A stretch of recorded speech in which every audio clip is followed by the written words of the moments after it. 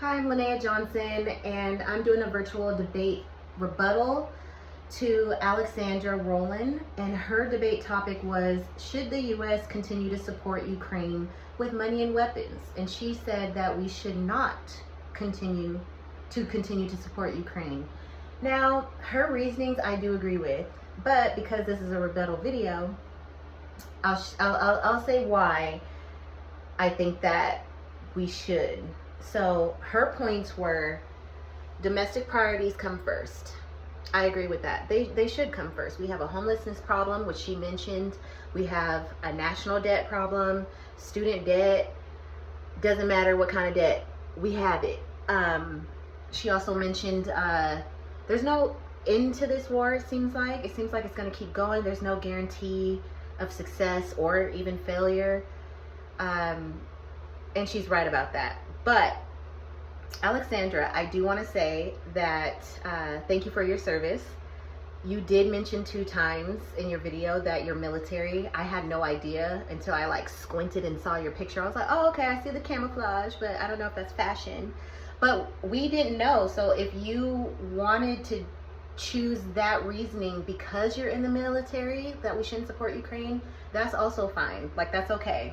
It's totally fine.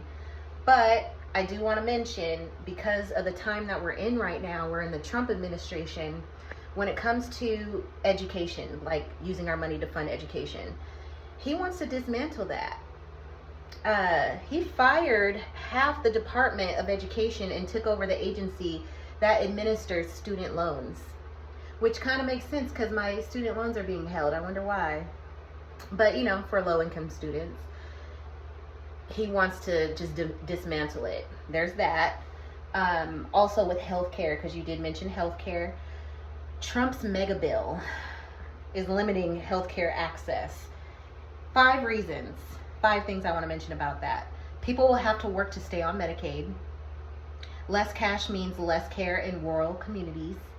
ACA coverage will become harder to get and keep.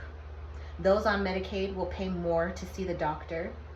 And some immigrants will lose access to subsidized ACA plus. So again, even if we wanted to put our money towards that, even, he wants to get rid of that too. He's limiting access to healthcare, which is crazy because I'm actually a medical professional and I'm like, wow. Last thing, because you mentioned veterans, Trump and Musk fired 2,400 staff at the Department of Veteran Affairs. Now, this part I didn't know, so I had to write this down. In 2022, Congress passed the PACT, P-A-C-T Act, the largest expansion of veteran benefits in 2 decades. Sounds great, right? Sounds amazing. But Trump and Elon, the firings and the hiring freeze, which prohibits new disability claim rates from coming on board, will force the backlog of unprocessed claims to grow above 254,000. That's crazy.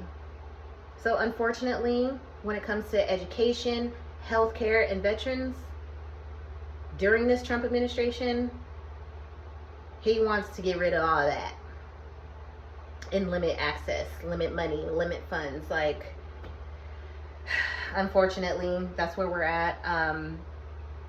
It's very sad and disheartening.